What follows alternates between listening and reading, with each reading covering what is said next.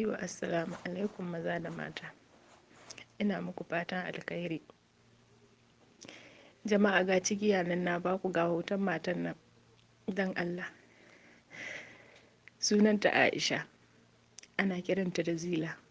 Dan Allah dan annabi duk wanda ya ganta ko ya ji labarinta dan Allah dan annabi. Ga lambar wayata nan dan Allah dan annabi ku kira ni, kuma duk wanda ya gani shi ma ya tura wa wani group din dan Allah. Ga lambar wayata nan dan Allah dan annabi, ina muku fatan alkhairi jama'a. Duk wanda ya ganta dan Allah ya bugo min waya ya ce ya ganta.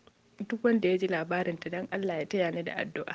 Dan Allah, Allah bayyana mini mahaifiyata ta hanyar alkhairi.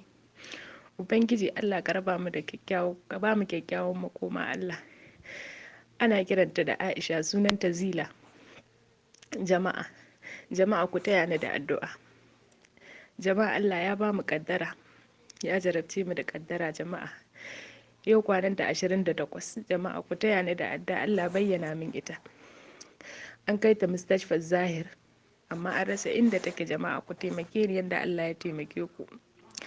Ku taimake ni da addu'a jama'a. Duk wanda ya ji labarin ta ga lambar wayata nan ku kira ni dan Allah. Ubangiji Allah ba mu kyakkyawan makoma.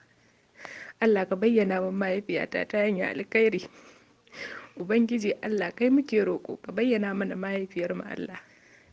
Allah ba dan mu ba dan ayyukan mu ba Allah.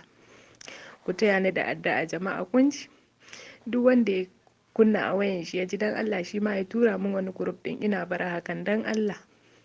Har Ubangiji Allah ya sa mu dace.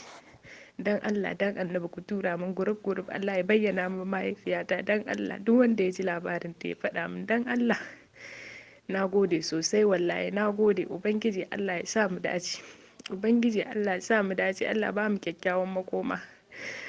Allah kai nake roƙo. Jama'a musulmi na gode muku kuma. Dan Allah kuna san duk ɗaukakin musulmi zai tausaya mana, zai tausaya mana.